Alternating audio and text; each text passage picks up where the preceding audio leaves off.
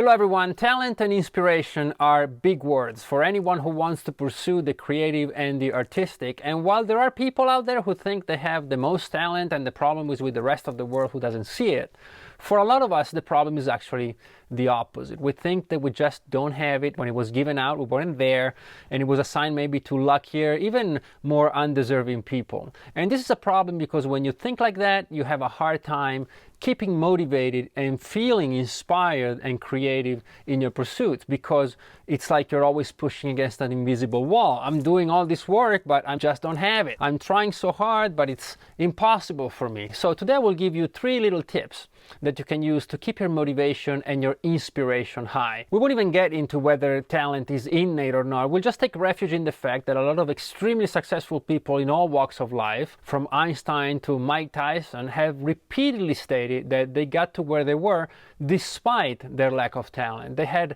nothing special to them. It was just hard work, imagination, curiosity, and all that. So let's assume that we don't all wake up in the morning with our heads full of incredible melodies and full compositions and orchestrations, right? So what do we do? I've been playing professionally since the tender age of 14, so that's 30 years now, and I've come across thousands of students, aspiring musicians, producers, artists, managers, and we all sometimes struggle with how to keep that motivation and inspiration going and burning. And I think dozens of books could and probably are written on the topic, but I think through experience I've narrowed it down to 3 main things. And if you were my best friend, or maybe my children asked me one day, you know, I really want to get into the artistic pursuit, what advice could you give me? I would tell them these 3 things, and I'm going to do the same with you now. My first tip is the simplest one: work harder. If anybody is better at anything than you, is because they worked harder at it. 99% of the time is just that simple. Now, this might seem a bit harsh, but it's actually extremely liberating, because it's only up to you. It's not up to chance, it's not up to circumstance. It's simply your willingness to do whatever it takes to get to where you want to go. So many students have asked me the most convoluted questions, which would beg even more convoluted and useless answers, where if they had just put in a bit more work, they probably wouldn't even have asked the question in the first place. Oh, my fingers are too weak and my hands doesn't reach, and how can I learn all these scales if by the time I learn the second position, I've already forgotten about the first? Well, you play the first position again. You really? How many times? I don't know, 10, 100, 1,000, whatever it takes. Whatever it takes. It's that simple. If you think other beginners play a scale once and remember it forever, well, think again. I used to play every scale in every key, in every position, on every string, in every possible configuration, up and down, backwards and forwards, in fourths and fifths and thirds and sixths and sevenths and seconds, in that order, right? And I always thought, this is impossible. I will never remember this. I will go hours on end, and 5 minutes in, I've already forgotten what I started with. But you keep at it, you keep working, and slowly you start remembering this and that and that. And talent will start emerging from all the hard work you put in. And the reason hard work is so important is that without it, you'll fall into thinking that, you know, this is just not for me. My hands are too weak and my fingers are too short and I'll never remember all these chords. Well, of course, your first experience will be that. But if you stop there, that will become your reality. Then, of course, you won't be motivated or inspired to continue. But if you accept the fact that these things require time and effort, then the motivation is already there. I want to get there, so I have to put the work in. And it's that simple. So less thinking, less watching YouTube, less listening to people like me. Just sit down and do it. My second tip to stay motivated and inspired is to start seeing yourself as what you want to become. When I first started playing the guitar, my family had 0 musical and, dare I say, artistic inclination. It's not that they weren't supportive. They bought me the guitar and they were listening to me practice all day and they didn't say anything, and I'm sure it was annoying as hell.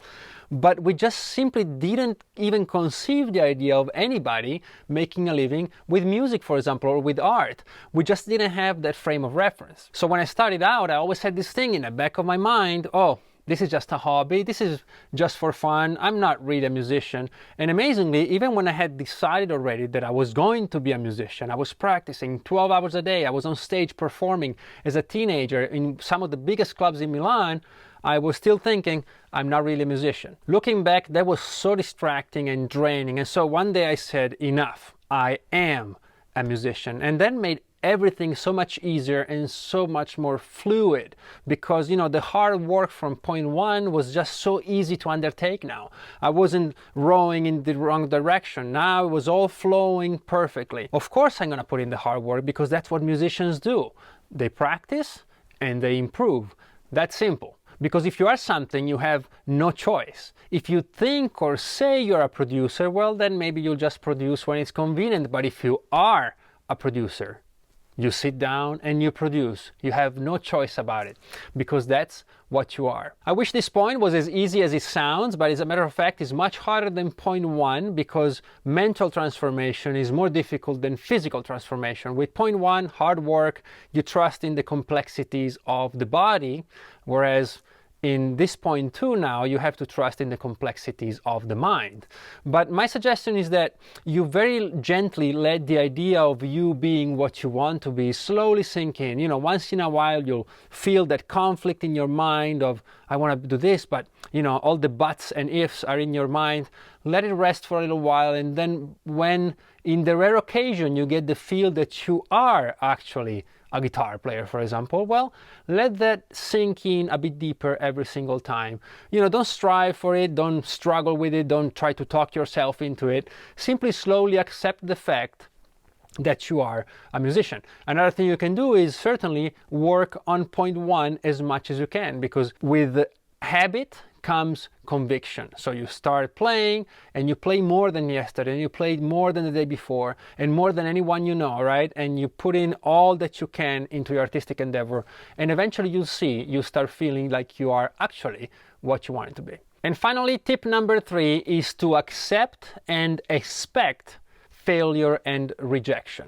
I know it sounds a bit depressing, but it is what it is. And as a matter of fact, points 1 and 2 will be your shield against all the no's you're going to hear throughout your career, especially in the beginning. Failure is the expected outcome of many, many things in life, and even more so in the creative realm.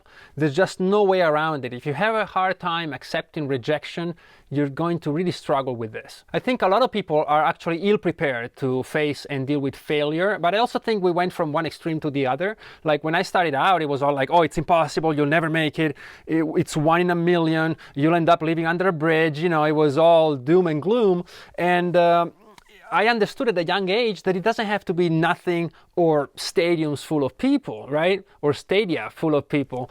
There's many things you can do to guarantee that you'll be able to play music for the rest of your life. I had a feel that I could do that, but it's also true that out of all the people who shared my musical passion when we were young, very few people could actually do it. So, it was helpful in a way. It prepared me for the worst, and when the ego punches started flying, I was kind of ready for them, because everybody was telling me, it was drilled into me that that's what's going to happen to you. But today I think we've gone overboard with the, oh, everyone is great, everyone can. Well, yes, everyone can, but you have to put the work in. Schools are now telling kids that they're all special.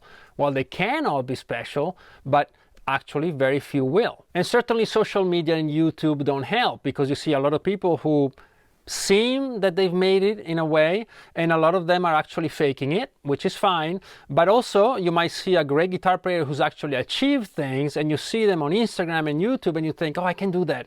But what you don't see is that for one that you can find on your feed, there's millions down there who you'll never see, because you'll never see them. I don't want to lower your enthusiasm or your expectations, but you should know exactly what you're getting into. So you might be wondering, how is this third point of doom and gloom you're throwing at us going to help us stay motivated and inspired? Well, because when you put all your blood, sweat, and tears into your most cherished and delicate and beautiful creation, and you chip away and work away at it, locked up in your room for months on end, and then finally you let it free and you let it soar into the sky so it can go all over the world and change people's lives and hearts, just to see it fall 3 feet from you with a thud onto the ground because nobody cares about it, well, that's enough to make anybody abandon point 1 and point 2 right away. Why would I even practice 12 hours a day? How could I even think I was a musician? Well, because I'm here to tell you that's going to happen to you. So you accept it, you expect it, you embrace it, You get over it. If you're an investor, you will lose money. If you're a fighter, you will get punched in the face. It's part of the deal. Get over it. Let me share a little story I tell my students when they feel a bit dejected about the whole thing. Imagine you and your best friend decide, maybe after a couple of drinks, to play a very stupid, dumb game. So you stand in front of each other and you slap him and he slaps you. Some of you are already kind of laughing about it because it's stupidly funny. And so you do it a couple of times and you go, okay, enough. Maybe it even hurts you a little bit, but you go home with a smile on your face and you think, wow, that was dumb. And that's it, and you sleep like a baby. Now imagine you're waiting in line somewhere and a stranger walks up to you and slaps you in the face. Same slap as before, but it feels different. They invaded your space, you were caught unaware, and maybe you didn't react as you wish you had. So now your whole perception of yourself, wow, I was exposed as the weakling I am. This can be devastating to a lot of people. It can change the way they see themselves. They might even avoid going out or maybe going to that same place. It really just changed the way they feel about themselves, but it was the same slap. They just weren't ready for it. Now, this is a bit of an extreme example, but that's how this point 3 will help you stay motivated when everything seems to go against you. You know it's coming. You might have a little laugh at it. It might even hurt and sting a little bit, but you'll be able to go home, wake up the next day, and get back to it. Get back to the hard work. Get back to the fun of making music. I hope you enjoyed this video. If you did, give it a like, subscribe if you haven't done so yet, and thank you so much, as always, for being there. I love to hear your comments below, and I'll see you very soon.